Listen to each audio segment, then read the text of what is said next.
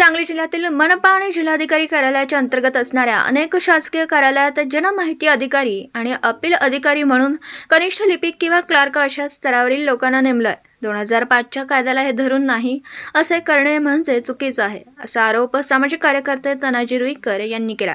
याबाबत सांगली महापालिका आयुक्त आणि जिल्हाधिकारी यांना निवेदन दिलं असून कायद्याला अभिप्रेत असलेले राजपत्रित अधिकाऱ्यांनाच जनमाहिती अधिकारी आणि अपील अधिकारी म्हणून नियुक्त करा यासाठी निवेदन दिलं।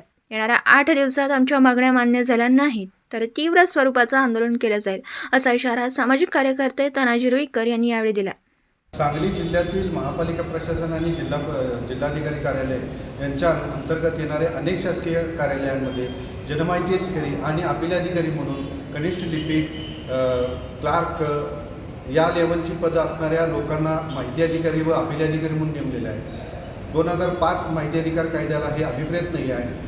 असं करणं म्हणजे माहिती अधिकार कायद्याला काळिमा फासण्यासारखं आहे। म्हणून आज आम्ही सांगली जिल्ह्याचे जिल्हाधिकारी व महापालिकेचे आयुक्त यांना निवेदन दिलेलं आहे की कायद्याला अभिप्रेत असणाऱ्या राज्यपत्रित अधिकाऱ्यांना माहिती अधिकारी आणि अपील अधिकारी म्हणून नेमणूक करा, असं निवेदन आज दिलेलं आहे। या निवेदनाची दखल घेऊन जर येणाऱ्या 8 दिवसांमध्ये जर महापालिका प्रशासन आणि जिल्हा प्रशासनानं जर जनमाहिती अधिकारी हे कायद्याला अभिप्रेत असलेल्या